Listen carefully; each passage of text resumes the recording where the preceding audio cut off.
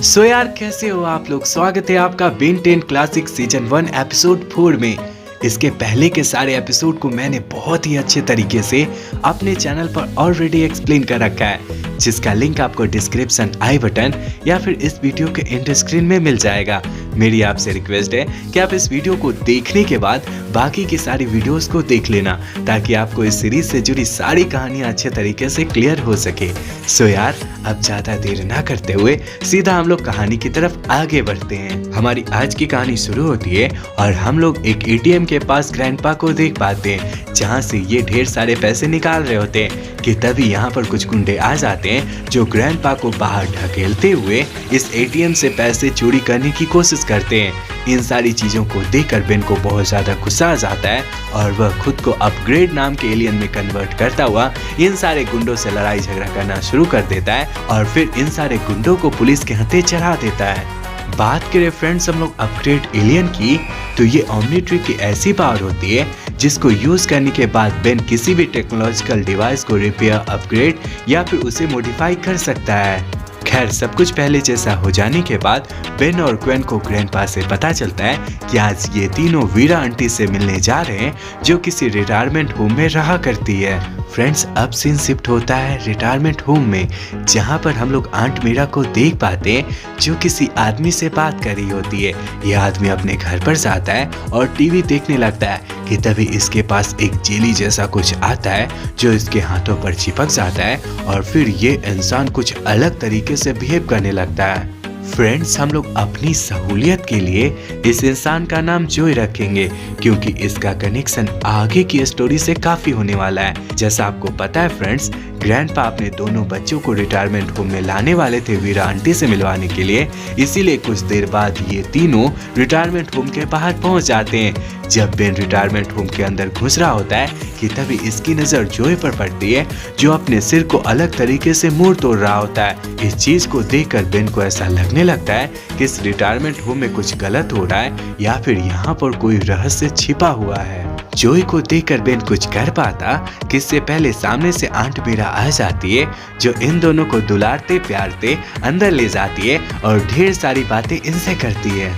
Aunt Meera से काफी देर तक बात विचार करने और उनके साथ टाइम स्पेंड करने की वजह से बेन बहुत ज्यादा बोर फील करने लगता है, जिसके बाद वह बहाना बनाते हुए बाथरूम में जाता है और फिर ओमनिट्री की पावर से खुद को घोस्ट फ्रीक में कन्वर्ट करता हुआ भूतों की तरह गायब और दीवार पार करने की शक्ति के साथ यहाँ से निकलकर गार्डन में पहुँचता है और यहाँ पर घूम रहे सारे लोगों को पहले तो तंग करता है कि तभी इसकी नजर जोय पर पड़ती है, जो अपनी टांगों को स्ट्रेच करता हुआ एक बहुत बड़े गेट को लांघकर अपने घर के अंदर दाखिल होता है।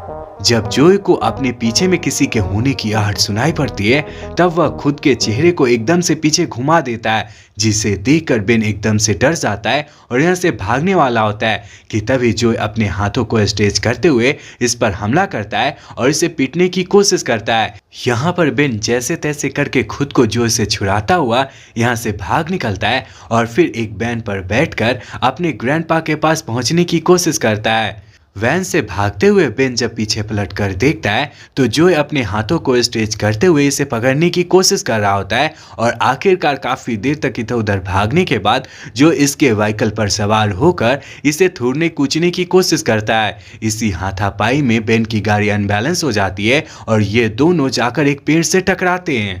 पेड़ से टकराने के बाद बेन बस उठा ही होता है कि तभी इसके पास जोय आ जाता है और इसकी गर्दन को दबाकर इसे मारने की कोशिश करता है कि ऐन मौके पर गार्डन में लगा हुआ वाटर स्प्रिंकलर जोय पर पानी छिड़कना शुरू कर देता है, जिस वजह से जोय थोड़ा अनईजी फील करता है और इस पानी से डरता हुआ यहाँ से फरार हो जाता है। वीरा आंटी के घर पर आने के बाद बेन अपने साथ हुई सारी घटनाओं को डिटेल में ग्वेन और ग्रैंडपा से डिस्कस करता है। शुरू में तो ये दोनों बेन की बातों पर भरोसा नहीं करते, पर बेन के द्वारा बार बार जिद करने पर ये तीनों मान जाते हैं और बेन के कहने पर जोय के घर पर जाकर जोय के घर में काफ़ी देर तक तलाशी लेते हैं, पर जोय के घर में इन्हें कुछ भी ऐसा नहीं मिलता जिसकी बिना पर जोय पर शक किया जा सके। इसीलिए ये तीनों निराश होते हुए वीरा आंटी के घर पर पहुंचते हैं और फिर रात के खाने को खाते हुए ये तीनों अपने अपने कमरे में सोने चले जाते हैं। फ्रेंड्स अब आधी रात हो गई होती है और इसी क्रम में हम लोग आंट वीरा को देख पाते हैं जो अपने कमरे में सोई हुई होती है कि तभी इसके पास एक क्रीचर आता है जो इसके हाथों से इसके पूरे शरीर पर चढ़ता हुआ इसे अपने कब्जे में ले लेता है।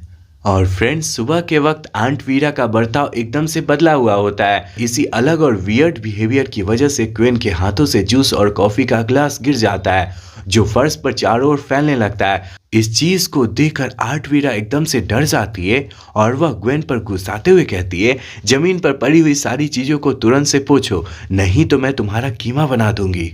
आंट वीरा को पानी से डरता हुआ देखकर बेन समझ जाता है जोई की तरह आंट वीरा भी एलियन में कन्वर्ट हो गई है।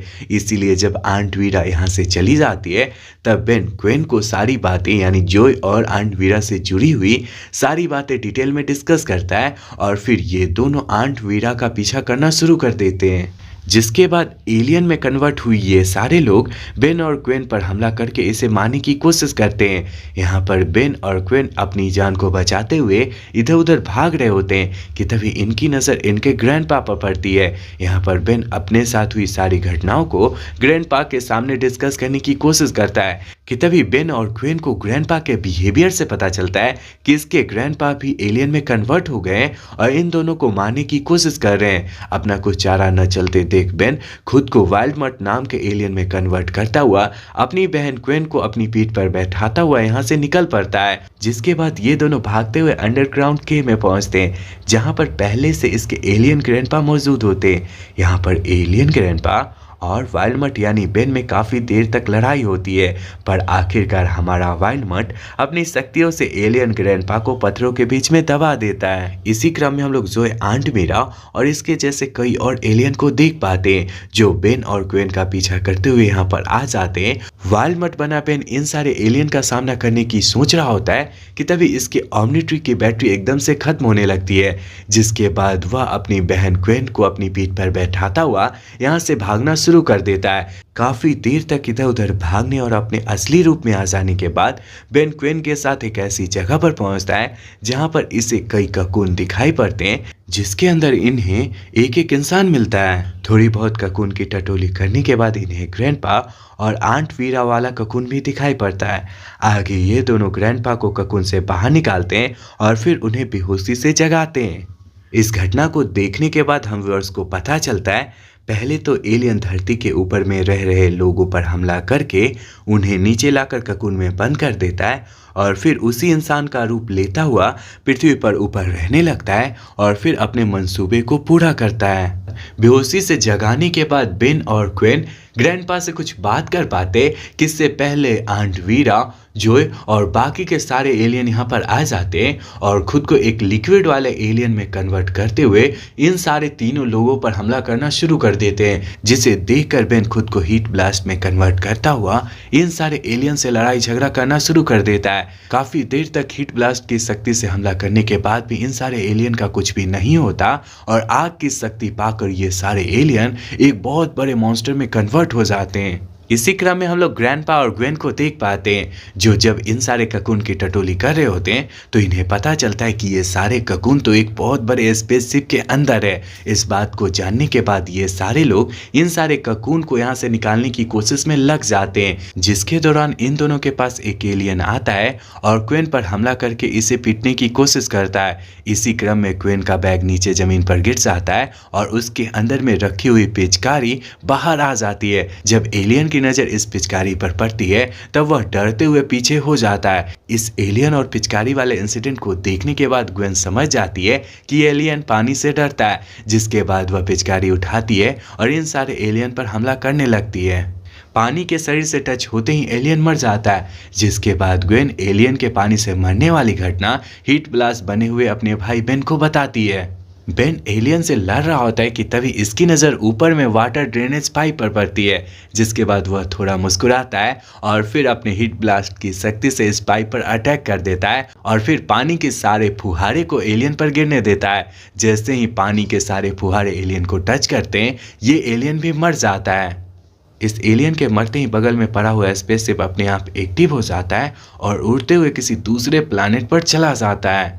सब कुछ लगभग पहले जैसा हो जाने के बाद बेन, क्वेन और ग्रैंडपा ककून में फंसे हुए बाकी लोगों को ककून से बाहर निकालते हैं और इसी के साथ ये एपिसोड यहीं पर खत्म हो जाता है। फ्रेंड्स, इस एपिसोड के लास्ट में हम आखिरी के बचे हुए एक एलियन को देख पाते हैं जो अभी भी जिंदा होता है और केव में इधर उधर भटक रहा होता है। फ्रेंड्स, इसके आगे की कहानी इसके अगले एपिसोड में दिखाई गई है। अगर आप आगे के एपिसोड को देखना चाहते हो तो कमेंट में नेक्स्ट टाइप कर देना, मैं अगले दिन इसके नेक्स्ट एपिसोड को लाऊंगा। सो यार, ये वीडियो यहीं तक था।